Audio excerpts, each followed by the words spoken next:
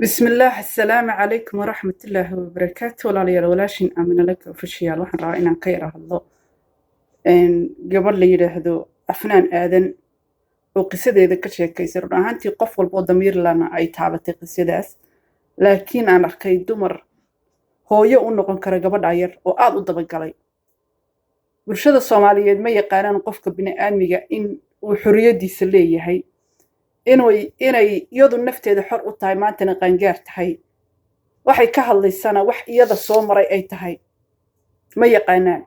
dhibaatada taagan waxa weeyaan waxa ugu sii daran dhanka dumarka dumar badan waxaan arkay qaarkood teenagers ka dhigayaan funaanad yar oo 12 jirka loo geliyay inta soo xiratay surwaal yar iyo madax bidaar leh inta halka soo dhigto caynaysa gabadha yarta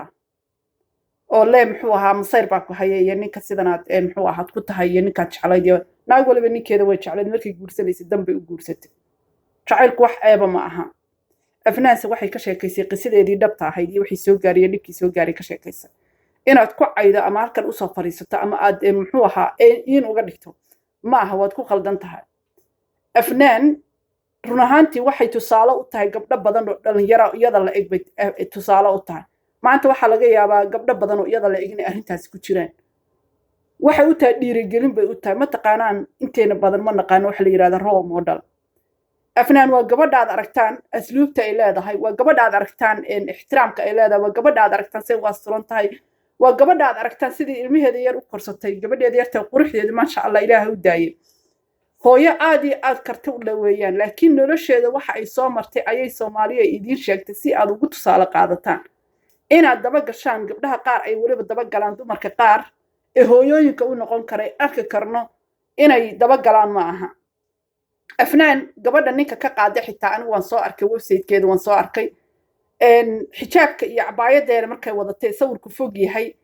gabar yar baa loo malayaa laakiin run ahaantii markaan sawiradeeda sii raacay waa naag aad uga weyn oo hooyo u noqon karta ninkuna waa ka weynaa labadoodaba iyagoo ka waaweyn bay gabadha yarta qiyaameen dhibaato badan baa gabadha yar la soo marsiiyay wayna ka sheekaysay qisadeeda marka dambe marka la leeyahay ninka waxbuu kufsaday aad ba uga sheekaysay afnaan qisada sida beenta ugu sheegay khiyaanada ugu sheegay gabar magaalo kale laga soo guursaday magaalada cid ay ka taqaana aan jirin way adagtahay sidii ay informationka u hesho ama waxa markaa jira ay u hesho wuxuu ninkan ugu sheekeeyay in nin saaxiibkiisa lagu goobtay ama la isugu tagay ninkaas oo ay u hiilinayeen xabsiga sababta ku galan ay taas tahay khiyaanada noocaas way dhacdaa ilaa iyo hadda dumarka la qiyaama rag badan oo khiyaano u soo kaba gashadana way jiraan gabadha yarta khiyaano xooga ku dhacday dhibaato ayaa ku dhacday dhibaatadiina ilaahay uu ka saaray afnaan maanta waxay tusaale u tahay dhalinyarada Soomaaliyeed waxay u tahay hooyooyinka Soomaaliyeed mid yar iyo mid weynba dhib way soo mareen khiyaanana way soo mareen ay u geystaan ragga Soomaaliyeed u geystaan inkastoo ninka afnaan qabay aan u malaynayo inuu Yamani Soomaali yahay haddana muxuu ahaa Soomaali waa Soomaali kolley dhibaato aad u badan buu ninkaasi u geystay website-kiisa markaan akhriyana waxyaabahay ka sheekeynaysay ee ahayd inuu ku dhaga hadlo iyadoo uur leh iyadoo rafaadsan iyadoo hooyada la joogin iyadoo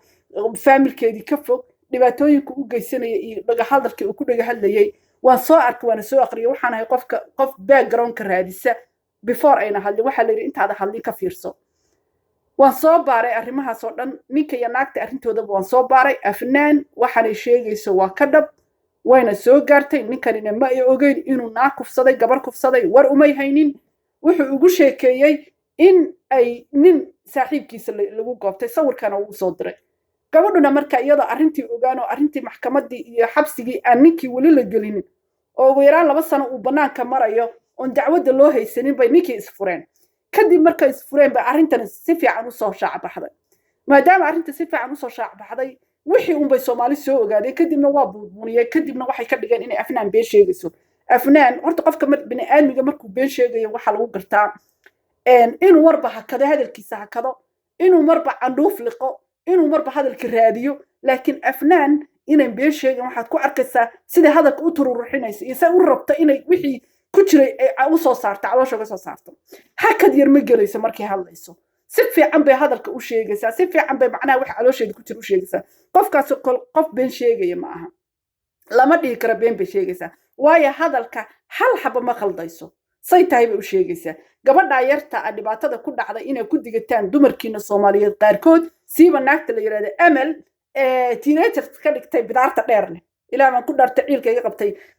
waan la yaabay naagta xagee maraysaa suldaamadan ahay suldaamad cidi kaama dhigan gabdhaha Soomaaliyeed suldaamad kaama ay dhigan ka har gabadha yarta dhali karto hooyada u noqon karto iskaga haro amaan geli hadaba gelin ha ka dhiganin iyada fiyuha ku raadsanin iyada ha ka dhiganin tabiga ha ka dhiganin waayo gabadhani dhib bay soo martay dhibkeeda ka sheekaysay dhibkeeda xaq bay u leedahay inay ka sheekayso ummadda Soomaaliyeedna waxaan aaminsanahay gabdho Soomaaliyeed oo badan inay arrintaas ku jiraan khiyaanadaas ku jiraan inay maanta tusaale u noqotana waa muhiim waana hooyo ilaahay karti siiyay meelna uma dhacayso waxaan kale cajiib igu noqotay gabar kale oo aan islaha alla yani xoogaa caqliga u saaxiib tahay laakiin runtii xoogaa arrintani ka yara maaragtay meel xun ay ka martay waxay la soo istaagtay waxay tiri afnaaney ninkii marka waxaa ka sheekayso oo saa tiraahdid oo sidan muxuu ahaa u hadashid afnaaney yaa ku guursanaya oo miyadaa dembiga gashay afnaan miyadaa dembiga gashay yaa guursanay waa gabadha sidaa u ege nin kastaaba maanta wuu rajeynaya inuu guursado already wuu arkaa ninka ragga ah sida ilmaheeda yar u dhaqanayso wuu arkaa adayga ay leedahay wuu arkaa kartida ay leedahay wuu arkaa sida dhib uga bixi karto qofka bini'aadmiga kartida lagu qaataa qofka bini'aadmiga asluubta lagu qaataa dumar wada qaaqaawan oo qaaqaawan la baxay ayaa gabadhii caynaya iyagiiba naftoodii ilaalinayno naftoodii ogaan meesha ay marayso gabadha yarta quruxda badan ay ogaatay inay luqunteeda qariso ogaatay inay jirkeeda qarsato ogaatay inay is asturto ogaatay inay danaheeda raacato ayaa lagu mashquulay Soomaaliyeed intiina xun ha ku mashquulina inta wanaagsan intiina xun inta wanaagsan ha ku mashquulina gabadhan yarta afnaan aadan kartiba ilaahay siiyay nin maanta diidayaana ma jiro I wish ina maaragtay nambarkeeda xitaaysan lahaa laano ma waayeyso qof wanaagsan ma waayeyso qof wanaagsan bay helaysaa qof wanaagsan oo sharaf leh bay helaysaa qof ku jecel bay helaysaa waayo waa hooyo ilmaheeda korsatay waayo waa hooyo asluub leh waayo waa hooyo adayg leh waayo waa hooyo karti leh waayo waa hooyo iimaan leh mar kasta oo ay dhib marto waxay dilishanaysay oo ay raacaysay oo ay dabagalaysay axaadiista ilaahay idinku ma leedihiin taa iimaankaas ma leedihiin إيمانك اسم الذين أنتي نالله الله عيني أفنان ملهدين إيمان بقى إلهي سي أفنان واتكبح إن شاء الله بإذن الله الكريم نبنكم أركيو تدك حنحن دغها أوليك نلش هذانا أديقا حروة واحد كهلس أديقا وإن كستو عن شعلها إن أرمي قويسك إنتو قفك ونا كهلين أو أي في عنتا إنت هدي أودوكو تشوشسيد هدي أتلاقي وتكون في سيسانة وحي أن دعوة إيا محكمة ما داما نكا المحكمة دي كفرانتهاي وحي الدعوة أن كاسو قارين كهلا لكن حربات أطهاي free of speech بالي هذا حربات أطهاي وحونا واي قف أي ميسد قف حمدي ميسد قف من داوع يسد قف محمد جيسن نفط هذا كهذا الشيء قصة أدوك صامرت كهذا الشيء لب أدوك صامرت كهذا الشيء نعكتك كدبق الشيء محوها كادي قتانو حنو ملاينا يا قبل أمل اللي هي إن قبل ننك قاضي أي ولا وحسكويهن أما تولي ما أما قبيل أي وجوه ليسو ساسا ملاينا واي أد ودبق الشيء أما محوها قبل اللي يراد أفنان ودبق الشيء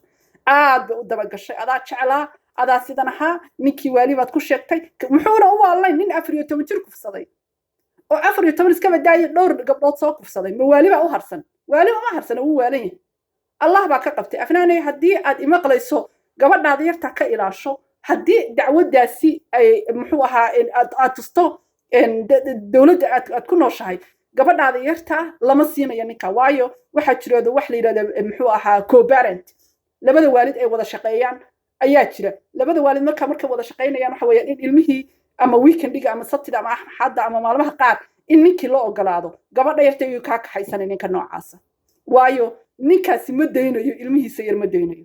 gabadha yarta ayuu ku ciloonin meel cilla aan aynu u kaxaysanin una dacwadana u tiigso waxa tiraahdaa ninkan arrintaas kaga jirta faayilka gabadhayda ma raba inuu kali u noqdo hadii aabanimo uu ku soo salaamayo guriga ku soo salaamo ha iigu yimaado guriga halka ay u yimaado laakiin ma uu ogoli habina kuma ihinu gabadhayda yarta ku ciloodo xaq baad u leedahay waa laana waxa weeyaan systemka waxa ugu jira recordka ugu jira ayay raacayaan gabadhaada yarta ka ilaasho noloshaadana insha Allah Ilaahay ha ku siisay hirgeliyo waadna ka baxaysaa dad xunna waad arkaysaa dad wanaagsan waad arkaysaa qaar ku raacsan waad arkay qaar aan ku raacsanayna waad arkaysaa waad ka baxaysaa afnaan adkaysigaas iyo kartidaasna gabdhaha Soomaaliyeed ayaa tustay qof nool baad tahay Allah ku nooleeyo allana ha ka ilaaliyo tamaanta guursatay ninkii listiga ugu jira ama recording waxa ugu jira tamaanta mustaqbal ka raadsatay taasa khasaaro ku jirta